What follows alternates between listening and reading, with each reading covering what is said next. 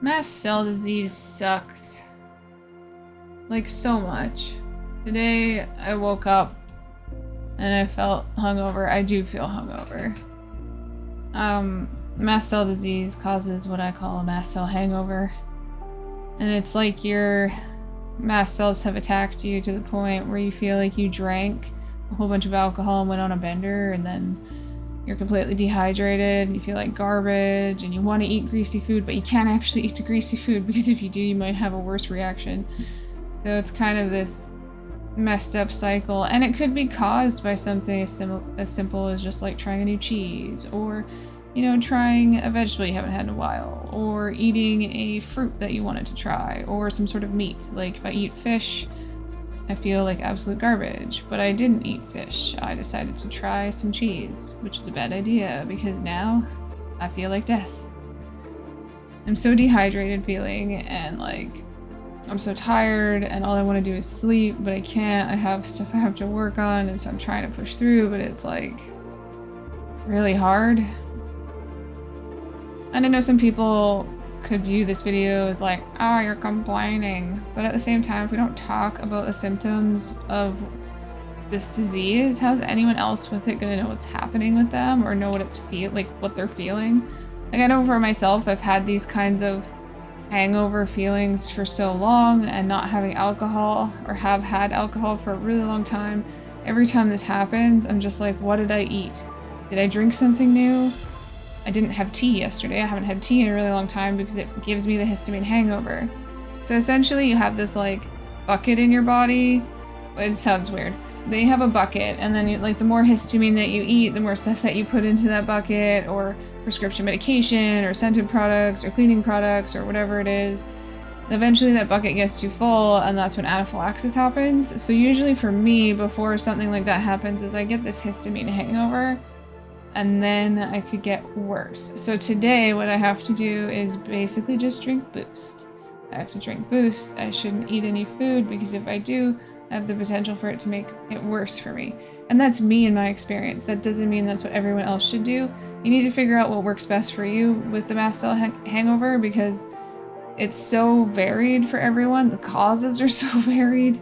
It could be anything for anyone. My triggers, what trigger me to get a mast cell hangover or for me to get anaphylaxis episodes, is completely different than what other people experience when it comes to mast cell disease. So like a trigger for me could be a kiwi, whereas for other people it could be tomatoes or potatoes. So it's really dependent on each person, each individual situation, and everybody's triggers are so different because of that. There's no one size fits all. There's no like, eat this and you'll feel better, It's just, it's so varied. And I think that's why it's important and vital for us to, it's redundant. That's why it's important for us to share information and talk about what's going on and how we're dealing with things. I feel so exhausted. I'm super foggy, so it's not really helping. I don't know if I'm making sense. And I'm pale today because of pain and everything. But the hangover feeling that you get while living with mast cell activation is like no other hangover feeling I've ever experienced. It's like 10 times worse. And I don't know if I said that already, but it's 10 times worse than any alcohol hangover I had when I was younger. It just feels like absolute garbage. I feel like absolute garbage. I just want to drink a bunch of water, and I want to eat something that's gonna make me feel better, but I know for myself I have to just drink my Boost and have water and relax and rest. I know that things are gonna potentially get worse for me. And I also need to inject my medications, my ondansetron or my Maxaran or my Benadryl, to help me not only rest, but also like stop it from getting worse. So I used to think that a lot of my migraines were just like caused by weather changes and other things, but over the years and living in different parts of Canada, I realized that it's stuff that I'm ingesting. So whether that's a prescription medication or some sort of food, or some sort of liquid or whatever, it's usually attributed to those things. So once I find out what it is that's causing it, I cut it out. So I probably won't be having that cheese anymore because I thought I was okay with it, but I'm not, because even my throat's kind of sore. And yeah, I feel very hungover from just trying a new cheese. Well, it wasn't a new cheese, it was old cheese that I thought I could actually have. But anyways, that aside, it's important to source out what the triggers are for food or prescriptions or drinks. Like maybe it's tea, maybe it's coffee, maybe it's a certain kind of coffee. Like I can only drink one brand of coffee. And if I defer from that, then I end up vomiting. So it's really all dependent on each person and their situation and their body, because everybody's body is so different when it comes to mast cell disease that one trigger for one person will not trigger another person. Like some people can use scented products and be fine. I can't. That's not the case for me right now. If I get to a point where I'm stable enough with my mast cells and I can be around that stuff again, then awesome. But if not, this is going to be my reality forever. So it's kind of just learning to accept and work within our own limits and learning which triggers to avoid.